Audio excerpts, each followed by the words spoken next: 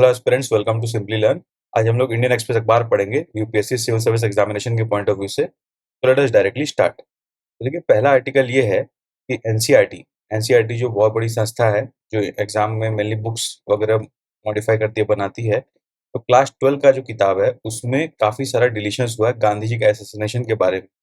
Plus और भी Gujarat rights, Hindu Muslim unity और आरएसएस से संबंधित जो बात है उसमें काफी सारा मॉडिफिकेशन किया गया है। सिमिलरली लास्ट ईयर रैशनलाइजेशन के नाम पे, जब कोविड के बाद लोगों को लगा कि बच्चों पे कोर्स का लोड बढ़ गया है, तो रैशनलाइजेशन के नाम पे काफी सारे चेंजेस किए गए, सिलेबस को रिड्यूस किया गया।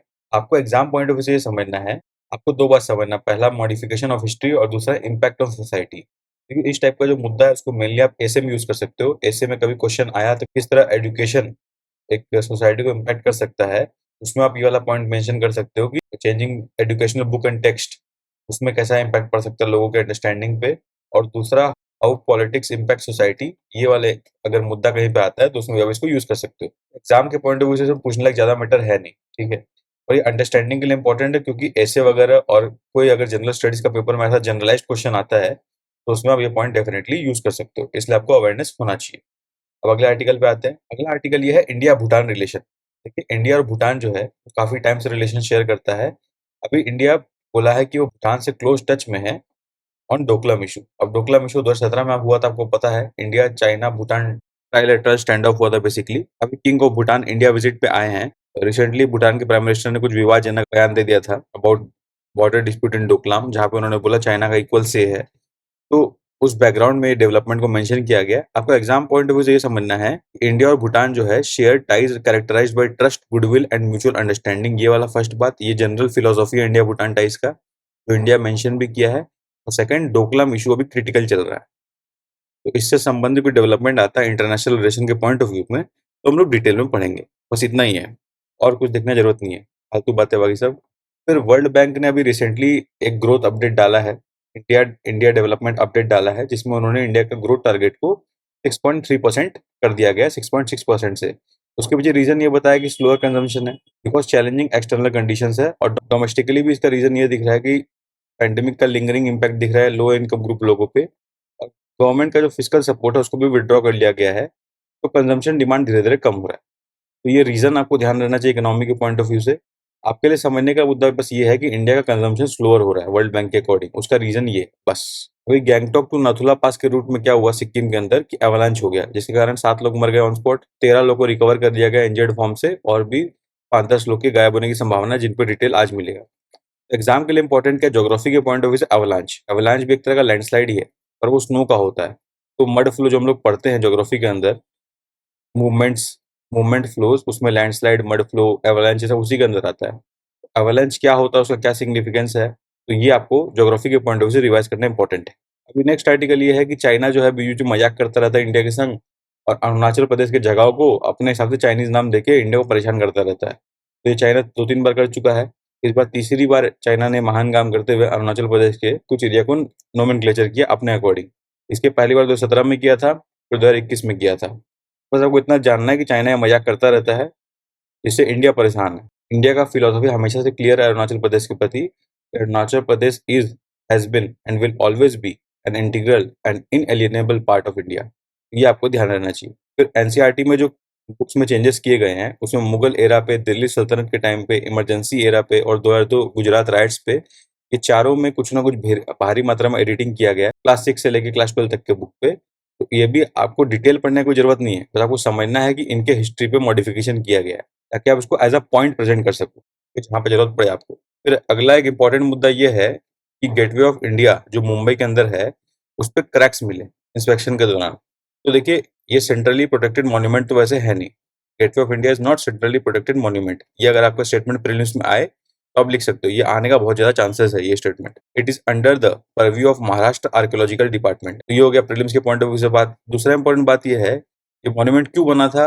किंग जॉर्ज 5 जो ब्रिटिश इंडिया के थे, ब्रिटिश मोनार्की थे, किंग जॉर्ज 5 जो 1911 में इंडिया आए थे, उसी टाइम पे पार्टीशन ऑफ बंगाल को रिपील किया गया था, दिल्ली दरबार हुआ था, उनके वेलकम को कॉमेमोरेट करने के लिए ये बिल्डिंग बनाना स्टार्ट किया गया था, और 24 में बन के रेडी हो गया था। ये हिस्टोरिकल फैक्ट्स है, ये भी इस एग्जाम में पूछ सकता है प्रीलिम्स के अंदर। और देखिए, एक बिगर क्वेश्चन जो मेंस में इससे बन सकता है वो ये है कि इंडियन मॉन्यूमेंट्स जो है उनके प्रोटेक्शन मेंटेनेंस के लिए इंडियन गवर्नमेंट ने क्या इनिशिएटिव्स लिया है।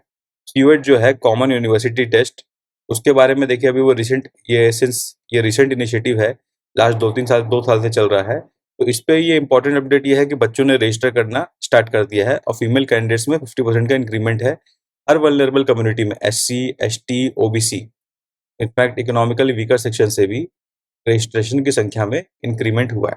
तो ये फैक्ट आपको एग्जाम पॉइंट ऑफ व्यू से याद रखना चाहिए। इसको आप कहीं कोट कर सकते हो एजुकेशन के पॉइंट ऑफ व्यू में कि कैसे कॉमन एंट्रेंस टेस्ट से रिवॉल्यूशनाइज हो सकता है कॉलेज एडमिशन का एस्पेक्ट। फिर अब देखिए ये सबरीमाला टेम्पल के प्रति थोड़ा सा कहाँ पे कास्ट डिस्क्रिमिनेशन जो होता है उसको संबंध में लेके हुए आर्टिकल दिया हुआ है।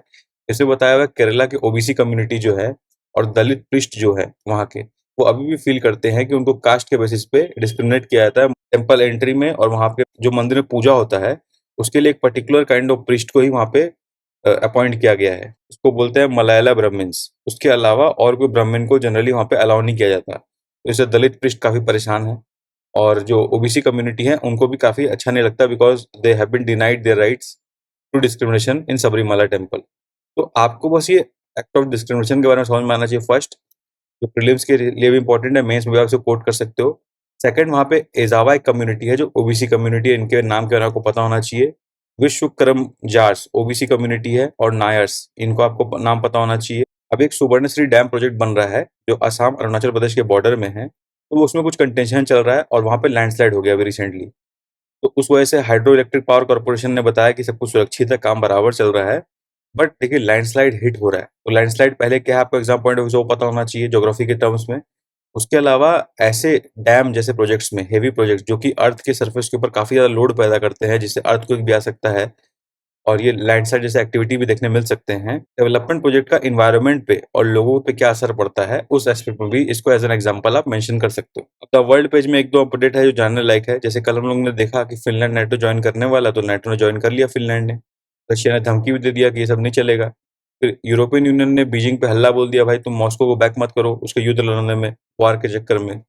फिर यूएस ने यूक्रेन को कुछ फाइनेंशियल एड दिया $2.6 बिलियन का। तो ये हो गया रशिया यूक्रेन वॉर से संबंधित एक्सटेंडेड इंटरनेशनल अफेयर्स, जिसके बारे में आपको बस एक ट्रेंड्स पता होना चाहिए कि अच्छा ऐसा चल रहा है दुनिया में। फिर इंपॉर्टेंट बात यह है कि आईएस के कमांडर, इस्लामिक स्टेट के कमांडर जो हैं उनको रशिया में यूएस मिलिट्री ने मार गिराया। तो ये एक इंपॉर्टेंट अपडेट है इस्लामिक स्टेट के टर्म्स से पॉइंट ऑफ व्यू में। चिली जो है वो इंडिया के संग ट्रेड एग्रीमेंट कर रहा है, तो उसमें डिजिटल सर्विस को भी इंक्लूड करना चाहता है, तो उसके बारे में अपडेट है। तो आपको इंडिया चिली ट्रेड एग्रीमेंट के बारे में बेसिक जानकारी होनी चाहिए कि उसमें क्या क्या हम लोग कंसिडर कर रहे हैं। जैसे हम लोग एग्रीकल्चर वाला पार्ट को कंसिडर कर रहे हैं, एग्रीकल्चर और अलाइड सेक्टर्स, क्योंकि चिली जो साउथ अमेरिका में आता है अब एग्रीकल्चर काफी इंक्रीज इनहेंस्ड है।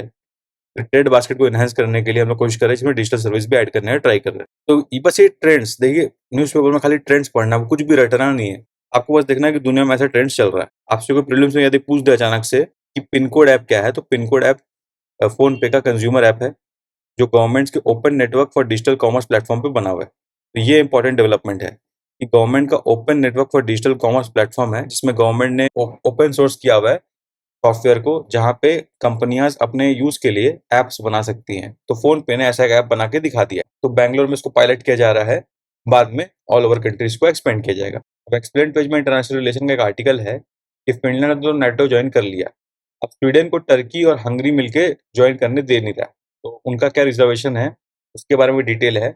Mains exam point of view से थोड़ा इंपॉर्टेंट बनता है, प्रीलिम्स से पूछने के चांसेस बिल्कुल कम है। और मैपिंग के पॉइंट ऑफ व्यू से आपको पता होना चाहिए स्वीडन कहाँ पे है, टर्की कहाँ पे है और हंगरी कहाँ पे है, ये आपको पता होना चाहिए मैपिंग पॉइंट ऑफ व्यू से, दैट इज इंपॉर्टेंट।